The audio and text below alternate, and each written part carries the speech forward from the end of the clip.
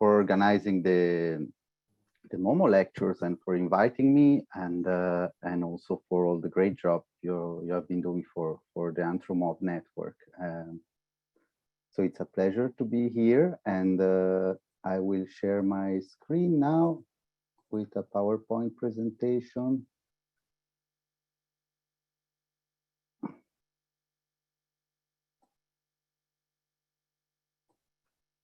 Hope you can all see it well. Yeah, good.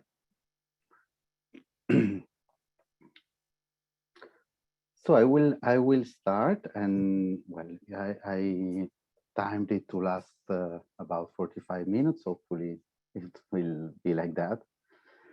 And so the talk is about these identifications, migrant, tourist, Cuban, and issues and notions of belonging in returns to Cuba, as described in the abstract.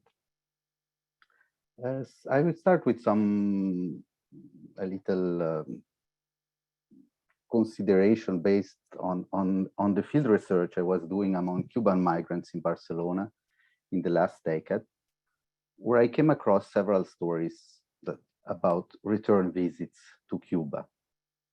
So a first striking feature of these narratives was the value placed on being and behaving like an ordinary Cuban when visiting the island, where people exemplify their attunement to a supposed Cuban lifestyle. And these were all Cuban men and women who had left the country in the last 20 years, let's say. So people highlighted their return to simpler routines when they traveled back to Cuba, and consumption patterns in terms of accommodation, food, transportation, dress code, the rhythm of life more generally.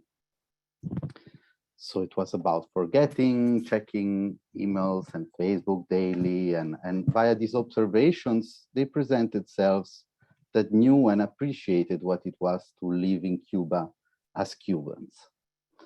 And the tensions I noticed with these narratives, however, in tensions with them, there were anecdotes by the very same research participants on the differential treatment they regularly received back in Cuba as Cubans living abroad, los cubanos que viven afuera, en el extranjero. And these stories featured interested, keen, interesados, friends, acquaintances, scheming and deceiving and seeking to draw money from the rich Cuban from abroad. That's how they claimed they were seen. So these narratives spoke of challenges of recognition and belonging, of which I want to talk today. And they resonated strongly with the stories of more permanent returns to Cuba, which is a topic I started focusing later on from 2018 onwards. So today's presentation is an initial attempt to bring together such diverse experiences and narratives of return as entry points to discuss processes of and approaches to identification and belonging, and to reflect from what I think is a little studied perspective on how mobility-related categorizations operate. This is the plan of my talk. So an introduction more on the challenges of recognition and when identification and belonging become matters of concern. Then I move on to the moments of arrival in these visits and how belonging became salient already from these initial moments and their awkwardness. And then some example on playing the tourist and the idea of opening up belonging. Then I'll talk a bit about the project we are currently undertaking. And then I take an example, the fifth point, about a person who's returned to live in Cuba and his attempt to open up visions of Cuba and ways of being Cuban. And then I will conclude a bit with some reflections on identification and the demands of belonging. So let me start with this first point as a way of introducing a bit the issues I want to address. So as convincingly argued by scholars like Kathleen Adams, there is much to gain from exploring intersecting forms of contemporary spatial mobility and from problematizing seemingly fixed boundaries separating, for instance, tourism and migration. The drive to categorize and typify, particularly visible in policy discourse and interventions, forecloses the emergence of a range of important questions I wish to address via the case of Cuba, such as when is one a tourist, a migrant, or a Cuban in this case? Who is ascribing, endorsing, and assuming such designations? What do these identifications and experience of them evoke, entail, enable, and constrain?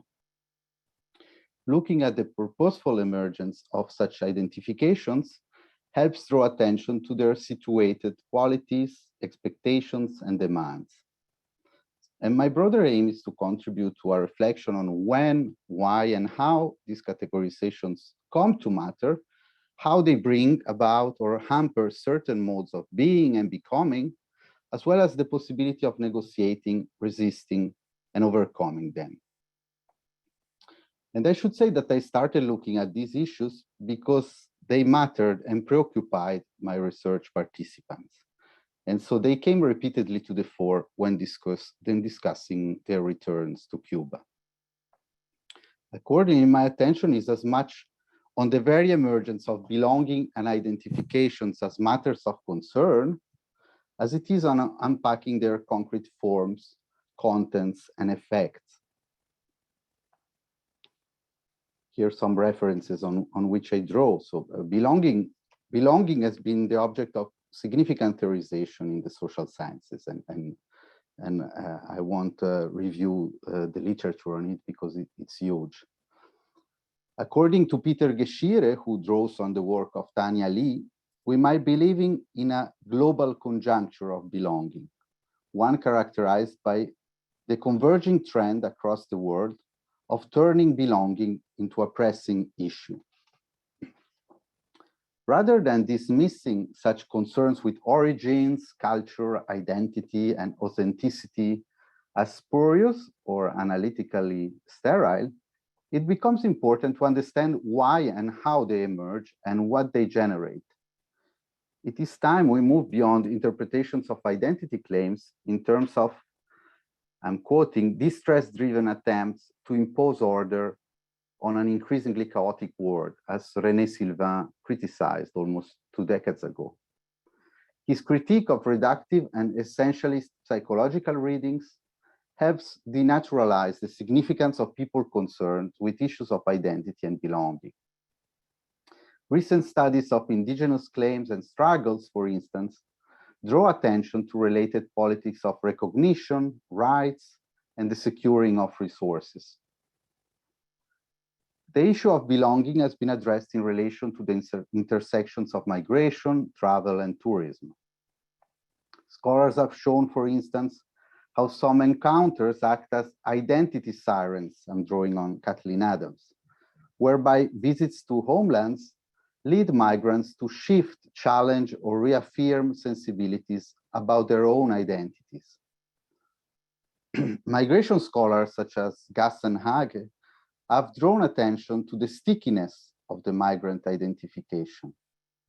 In regards to situations of return, I could also mention Heike Drotpom's research with Cape Verdean deportees and the way they could be constantly reminded of their migrant roles and still face the pressure of migration-related expectations in spite of being back in Cape Verde. In the Cuban experiences of return, I consider here the experience and assessment of relations with family, friends, and the country more generally leads people to work over what it means to be Cuban, migrant, or tourist.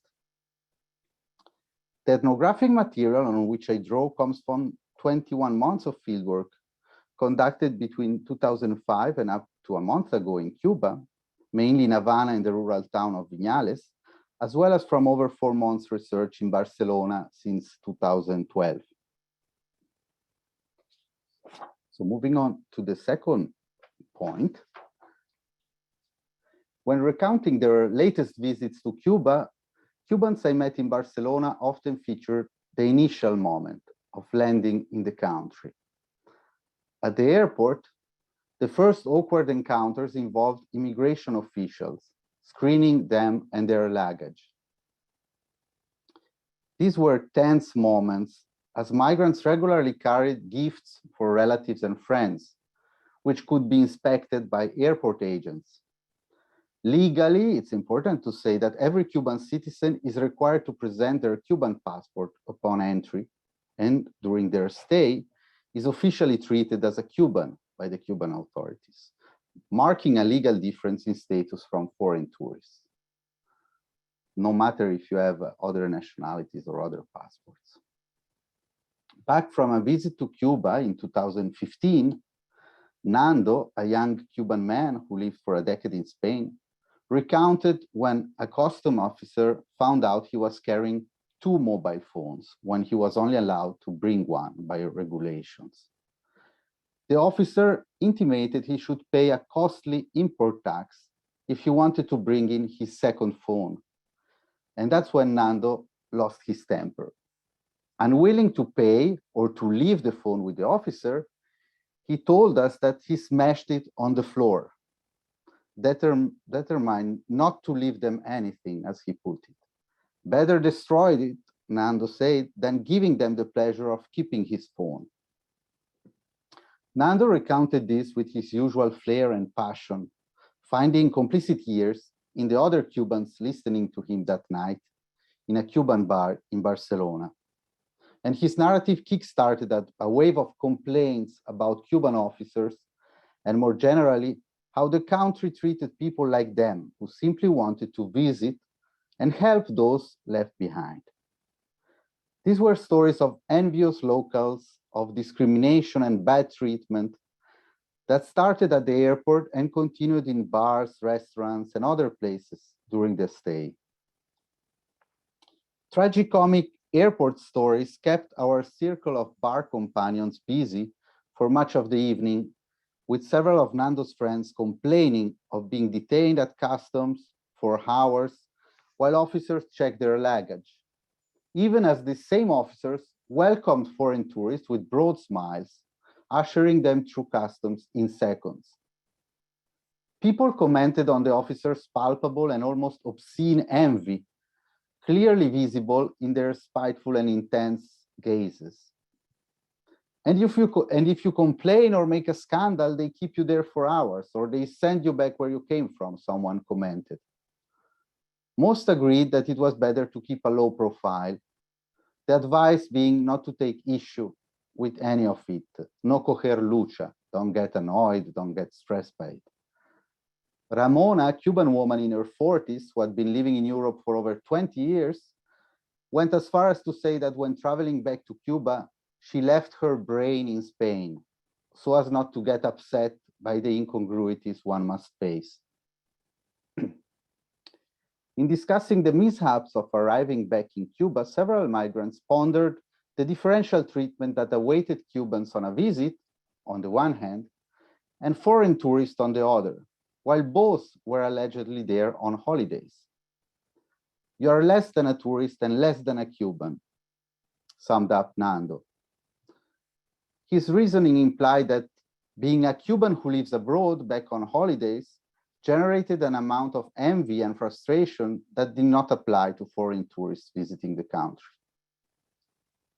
The problem seemed to lie in the fact of being so similar and yet different. Slight disjunctures, as opposed to incommensurable disparities, making comparison and moral evaluation all the more obvious and immediate, a point thoughtfully articulated by Anne-Christine Tremont. Here you are a migrant, they're the one who lives abroad. You are neither here nor there and are left in the middle of the sea, concluded one of the Cuban men conversing with Nando. Issues of identity and belonging were clearly brought to the fore, and with them the idea that it was hard to find one's place both in the destination and in the country of origin, which misrecognized you as an ordinary Cuban, but also as a tourist. The tourist identification, interestingly, was also occasionally sought after by Cubans returning for visits or even more permanently, albeit only at specific moments and in purposeful ways, notably for the sense of privilege and freedom it could be associated with. And here it's where we get to this other section on playing the tourist. This was the scenario evoked in a Barcelona conversation with Gustavo back in 2014. A Cuban migrant in his 60s and also a keen storyteller, he recounted his sexual adventure with two Cuban women in a Havana hotel on one of his latest visits to the island. Gustavo had cunningly started playing the tourist, addressing the two women in English, banking on the widespread interest in engaging foreign visitors in tourist areas of Havana. Taking on the role of the tourist and hinting that he had a hard currency to spend was for him a way to seduce the woman. After having sex with them, so the story went, Gustavo fell asleep, which he blamed on them having spiked his drink with sleeping pills. And the two women stole all his valuables, money, clothes, shoes, etc. His narrative, tainted with humor and self-mockery at his tourist-like naivete, resonated with other stories I'd heard of relationships between foreign visitors and so-called jineteros and jineteras. Jineterismo evoking in Cuba the riding of tourists for instrumental purposes. Such story placed the issue of exploitative forms of intimacy squarely on the table. Never again was the lesson Gustavo drew from his experience. Never again played like a naive tourist. In contrast with Gustavo's own prior exploit as a tourist hustler and jinetero in the Cuba of the early 1990s, on which he also liked to boast, his story highlighted tourism hustling in which he had become the tourist-like victim, pushing him to the other side of the us Cubans, them tourist cleavage, which was so present in Cuba. People think they are smarter, Nando told me one evening, referring to the Cubans he had met on his last visit to the island.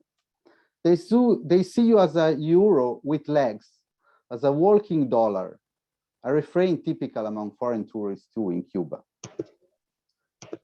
The tales of envy, interest, and greed corrupting relationships were entwined with returning to the island as Cubans who lived abroad. They featured unscrupulous friends who, rather than caring for sentiments, showed an interest only for what the migrant could bring economically. The quintessential amistad interesada, as opposed to true and sincere friendship, a binary that many articulated. What the returnees resented in their engagements with old friends and acquaintances was being treated as a tourist and exploited as such. More subtly, I would say that people could desire some of the advantages that came with being a tourist, such as status, privilege, freedom, but not its downsides, being duped, gullible, and exploitable.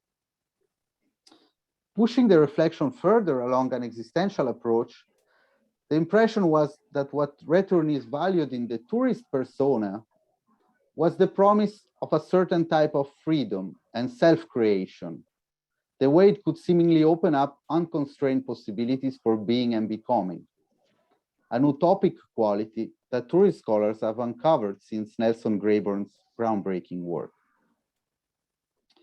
The more fundamental existential demand, it seems to me, was for the possibility of being, dwelling, and relating not just as one type or representative of a specific group or category.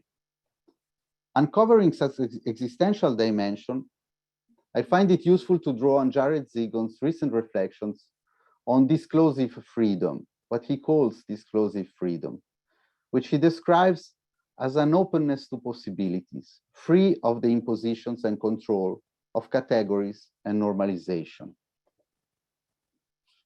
And here, Jared Zigon's book on which I draw for these reflections. Criticizing the closed, totalizing, and exclusionary biases intrinsic to what he calls late liberal politics of identity-focused difference and recognition, Zigon calls for a decentering of approaches to belonging. From identity to the need to identify, from identity and the need to identify with one group or another, to possess one quality or another, we move to an emphasis on what he calls belonging itself, an existential imperative to dwell in openness. For Zigon, dwelling and an ethics of dwelling can be contrasted to the feeling of being trapped in a world. This could well be what my returnee research participants aspire to dwell in openness and not to feel overly constrained and trapped by one identification. But the expectations waiting on them tended to push belonging as identity to the fore, and with it, the need to clarify, assume, and stand by one's positioning and loyalties, most notably one's loyalty to people back in Cuba. Accepting one's privileged status as Cuban from abroad also meant successfully handling what James Ferguson calls distributive claims. That is, fulfilling obligations and providing the generous kind of care and support that was expected from migrants. So what starts emerging here, and I'll go back to it later on, is a tension between different aspects and approaches to belonging. One informed by an ethics of dwelling that avoids the trapping of totalizing identifications, be it tourist, migrant, Cuban, and their hyphenated combinations. And the other, more identity and loyalty driven, putting emphasis instead on normative expectations and obligation as a privileged member of a certain group. Such tension came strongly to the fore also in the more permanent experiences of return I have begun exploring in the past 4 years, within the frame of a broader collaborative research project I'm coordinating under the title Returning to a Better Place, the reassessment of the good life in times of crisis. And let me just say a few words about it.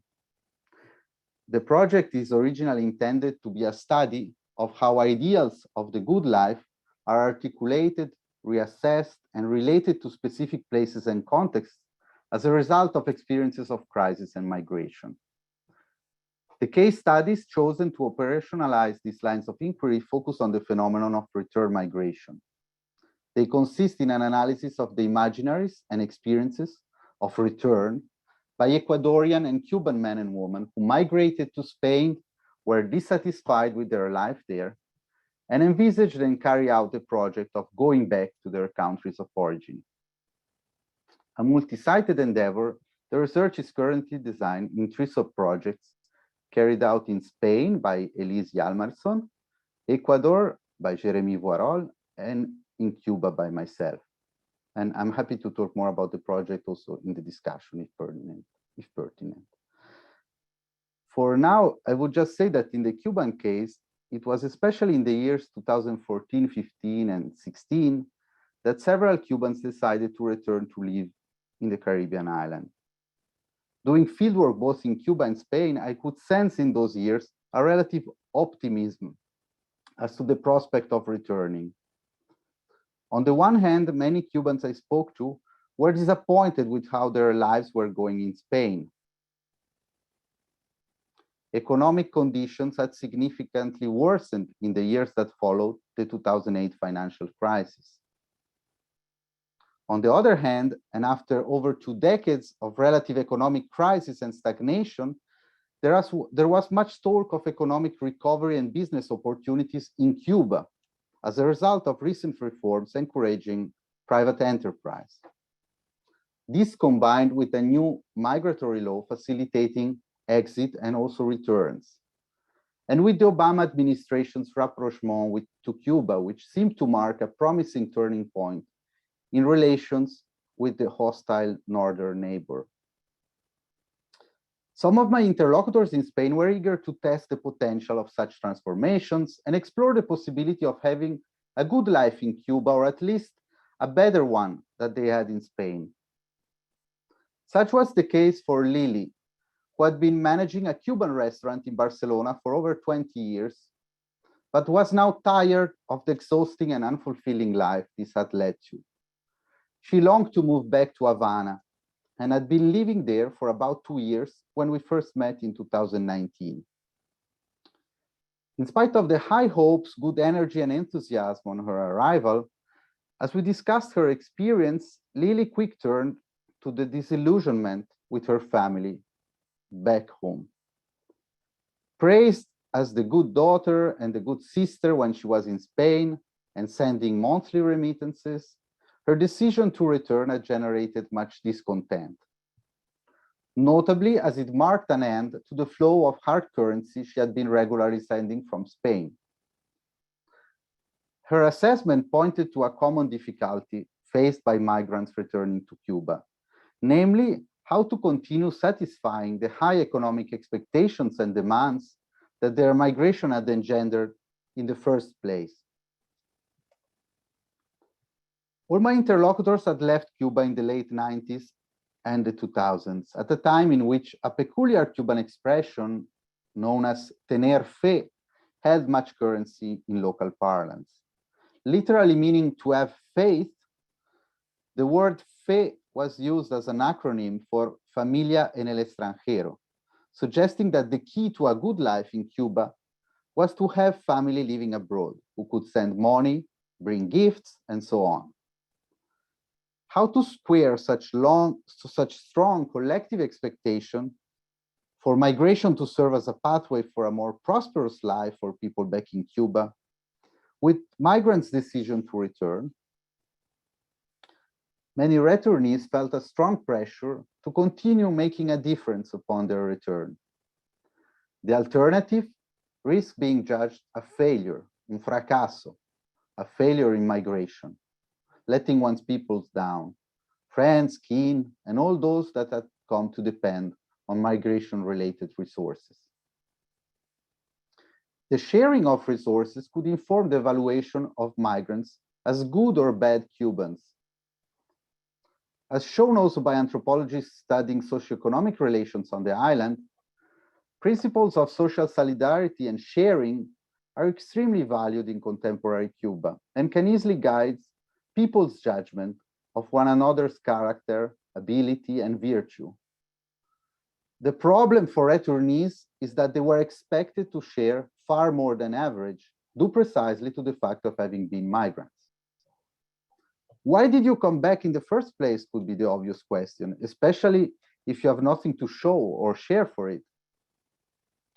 The most valued scenario would see migrants come back with substantial economic capital and set up lucrative businesses from which the people close to them could benefit.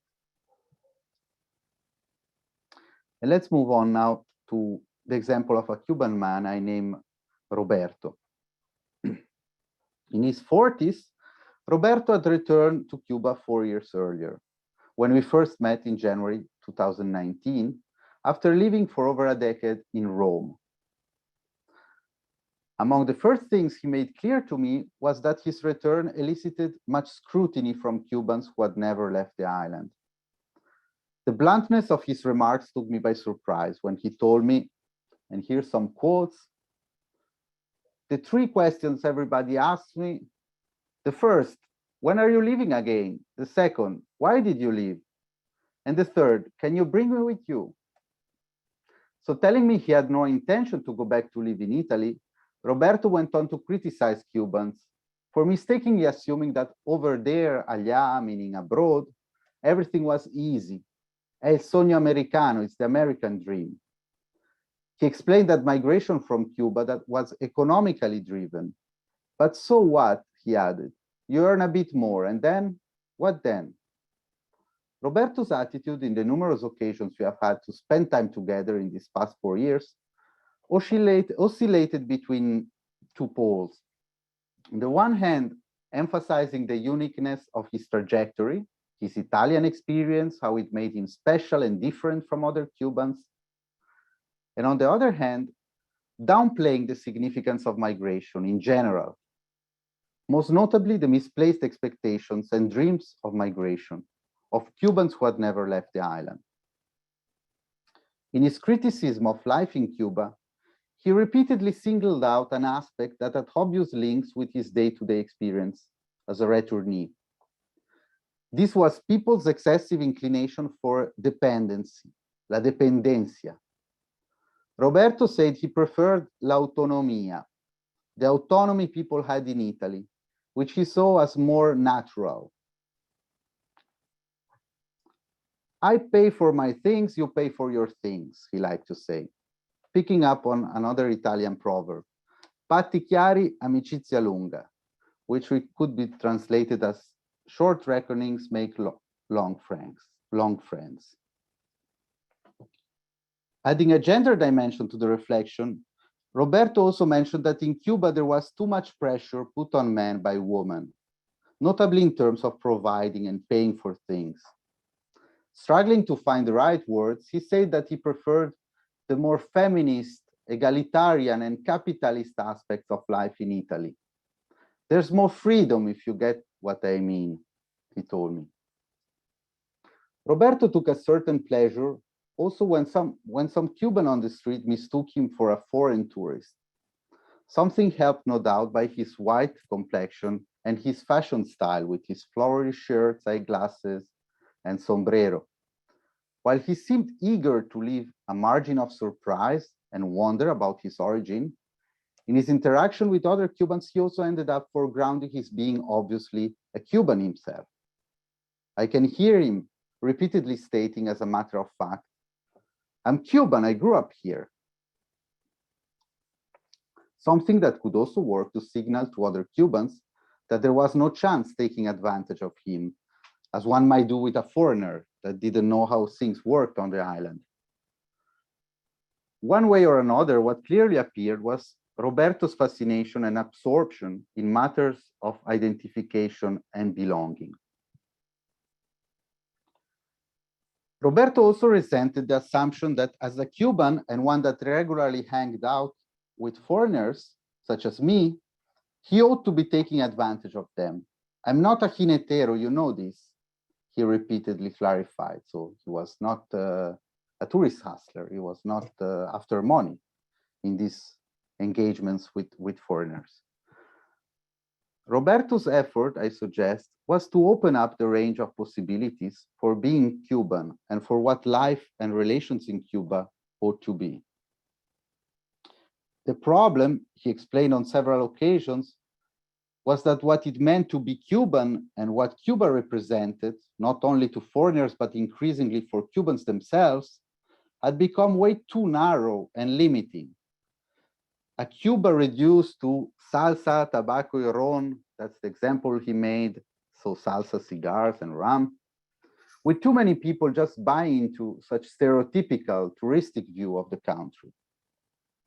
But not him, who liked to point to alternatives, adding complexity and diversity to Cuba's history and cultural scene, highlighting, for instance, the value of multiculturalism, drawing parallels with the multicultural scene he had lived in Rome, adopting a cosmopolitan and worldly posture, signaled, for instance, by another Italian expression he liked to use, tutto il mondo è paese, the word is a village. Cuba es un país de locos. Cuba is a country of crazy people. Anyway, as he repeatedly put it. So what's the matter with another crazy guy like me? I could sense that Roberto was desiring and pushing for a more open-ended Cuba, one that would allow him to realize the equally open-ended modes of being he wished for, which he sometimes described as out of the box, crazy, rebel, or underground. What he was reclaiming at any rate was the possibility of being seen and treated as also other than an ex-migrant. To this effect worked in tandem his downplaying the significance of migration on the one hand, and on the other hand, his effort to open up the range of possibilities for being Cuban otherwise. Analytically, I would argue that my returnees, research participants, and most clearly Roberto in this case, were trying to bring about possibilities to be and let be, much along the lines of the disclosive freedom theorized by Zigon, of which I briefly talked earlier. Such attempts to carve out alternative spaces of value, self-fashioning, and open-ended potentiality for being and behaving otherwise could, however, be easily resented by other Cubans. They could be seen as arrogant and selfish, read as exclusionary assertions of superiority, as expressing a lack of sensitivity and loyalty towards the socioeconomic concerns and predicaments of the people one had left behind when migrating, what Paolo Gaibazzi calls an unwillingness to move with them. Several Cuban migrants and returnees I've met in these past years, including Lily and Roberto, whom I briefly mentioned here, complained about the widespread assumption that one ought to share and give it all to one's mother or father or sister or brother or best friend. Raimon, a Cuban man in his 40s, who had been living in Norway for 13 years and was back on the island for a short holiday, questions such commonly held assumption, putting it the following way, and here I have another quote. They say that you have to give it all to your family, that you have to help your family and give them your money.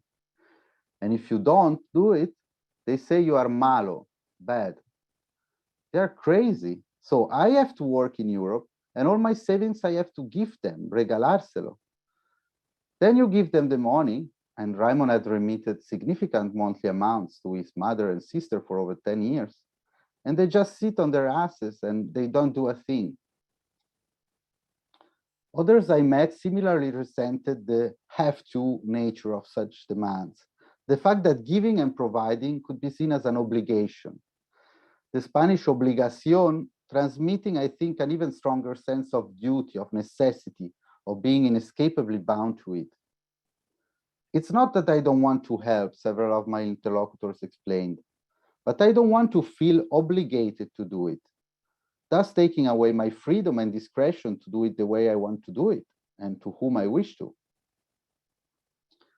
The moral language activated by those receiving the returnees seemed indeed to draw in many ways on notions of obligation, of ownership, of rightful shares, as pointed out by James Ferguson and Harry Englund. I find it useful as an analytical point to recall here Englund's critical reflections on approaches to ethics and morality that put their emphasis on ethical self-formation and self-fulfillment. This could be exemplified by my returnees research participants' focus on their right to be left in peace, to dwell in the Cuba they liked, the way they liked, with whom they liked, being who they liked, a bit in Roberto's style. Englund's warning and critique is that such focus and emphasis might lead to insist too much on independence, to assume equal statuses and starting points, and I quote, to turn a deaf ear to demands for a connection or relationship with the affluent world. His call, more broadly, is for a renewed attention to moral obligations and human conditions of dependence, including relations of deliberate dependencies and morally binding pledges to stay loyal to the relationship. So in the situations of return explored here, pledges and demands could be justified by the extreme inequalities many Cubans who had never migrated perceived between living conditions and possibilities in Cuba compared to abroad, outside, afuera, and the related sense of loyalty that migrants were called to feel towards their own, los míos being a frequent expression to refer to one's intimates, be these kin, partners, friends, or other dependents.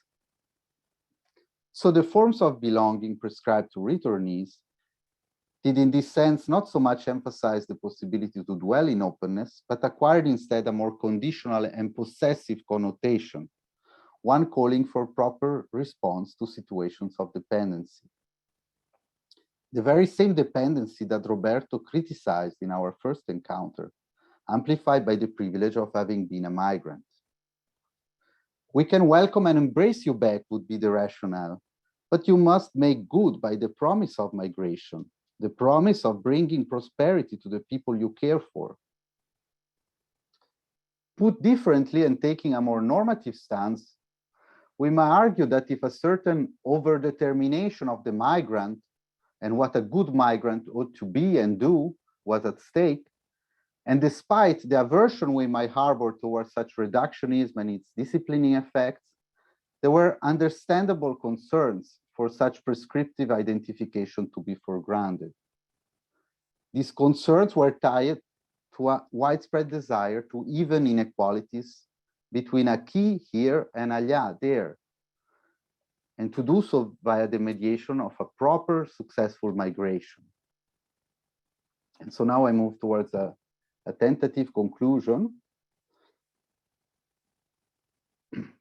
So the research participants whose stories and experiences of return I presented could perhaps be seen as aspiring to a sort of holographic persona, embodying the best of different words and qualities. Rather than a hybrid in between, we might see this as the ideal of a composite, virtuous person who is able to embody valued qualities of the different words he or she has come to live in. Analyzing the returns of Filipina domestic workers from Hong Kong, Nicole Constable has reflected on what she calls the ambivalence of not belonging and the plural vision that might result from diasporic experiences. Such plural vision, a notion developed by Edward Said, can be both alienating and inspiring, tells us Constable, a source of awareness and dissatisfaction, and a source of pleasure and apprehension. In circumstances of change and mobility, she continues, plural vision no longer permits the self the illusion of a unified, bounded, and coherent whole. This clearly came out in the complex and oftentimes paradoxical narratives of belonging I explored in this talk. The demands of belonging in terms of assuming a clear-cut identification and satisfy the expectations and obligations that could ensue were felt as constraining by my research participants. Whether they took on the role of tourist or of migrant returning home, there could be a reluctance in fully embracing such identifications. Mostly, it seems to me, people were gesturing towards some of the positive aspects that such identifications evoked, such as having been a successful migrant abroad or being able, like a tourist, to enjoy privileged leisure or experiment with unconventional modes of being. At the same time, I sensed a desire not to be overly trapped in any such identification. But this desire for a more open-ended form of dwelling, which approximates Egon's reference to belonging itself, of lifting weight from issues of identification and categorization to foreground something more like a disclosive freedom. So this desire could easily encounter the resistance of Cuban residents interacting with the returnees. Such resistance, I believe, merits attention and reveals the profound emotional, moral, and pragmatic implications that these identifications carry. If not for Cubans returning for a visit, then for those who receive them, and for whom being a tourist, a migrant, and simultaneously a Cuban are clear markers of a particular status, generative in turn of specific expectations. We might recall here Sylvain or Geshire's reflection on how belonging can easily become entangled in politics of recognition, loyalty, and the securing of resources. Given the sharp structural inequalities between Cuba and the countries from which returnees were coming back, Cuban residents could find it legitimate and only normal to call on returnees to fully assume their privilege and relate accordingly, beyond any pretense of being equal. Just as foreign tourists could be prescribed to be generous and share their wealth with disadvantaged Cuban residents, as I've shown earlier in my research, so Cubans coming from abroad could be incited to act in accordance to their difference of status. If you wanted to be a successful migrant or a free and leisure-prone tourist, you had to assume the socioeconomic responsibility that came with it, and could not only pick and choose which aspects to retain and which to discard. Such could be the expectation and the demand at stake, which bolstered references to status, identity, and a more totalizing approach of belonging, calling for consistency and closure, and putting pressure on returnees. The identity slots they were called to inhabit, if we may call them that way, came in this sense with their own obligations and prescriptions on how best to fulfill them, with idealized visions of what makes a good tourist, migrant, and Cuban acting as powerful benchmarks.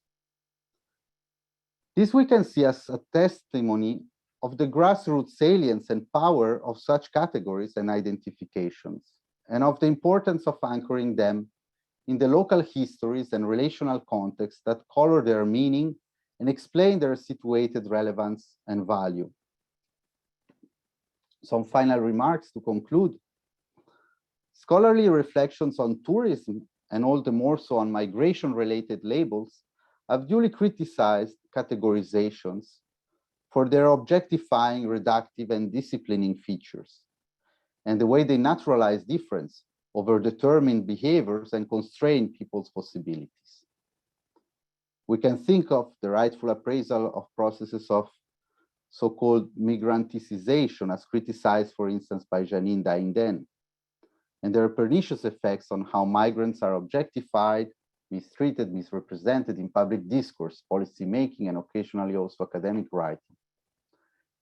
The analytical interest here is to see what happens to such critique when those pushing the objectification and disciplining are not the typically powerful agents of migrant oppression, but disadvantaged members of the migrants' communities themselves, pleading for returnees to keep good on the promise of migration. Once we do this, we realize that the insistence on framing and treating my returnee interlocutors as tourists, migrants, or Cubans coming from abroad could be a way of reminding them of the obligations this calls for, namely the obligation to care and redistribute the resources to those they had left behind. What this suggests more broadly in regards to mobility-related categories and identifications is that besides the task of analytically deconstructing them, we should always remain attentive to the diversely positioned intentionalities that inform their uses and stickiness, asking questions such as, when and how do these categorizations come to matter and for whom? What kind of relationships, resistances, and processes of self and group formation are they generative of? How do they constrain and enable certain modes of being and becoming, for whom and at whose detriment? This also includes learning more about the possibility eventually of escaping and surpassing them. But here again, and beyond supporting the open-endedness and disclosive sense of freedom that might result from transcending categories and identifications, we ought also to ask why they are so resilient, sticky, and tenacious. Part of the answer, at least in the case explored here, lies in the highly unequal positions, dependencies, and calls for sharing and solidarity across a north-south divide, in which such identifications become entangled and which help explain their moral weight and force. And I'll finish here, and here just some of the references I mentioned.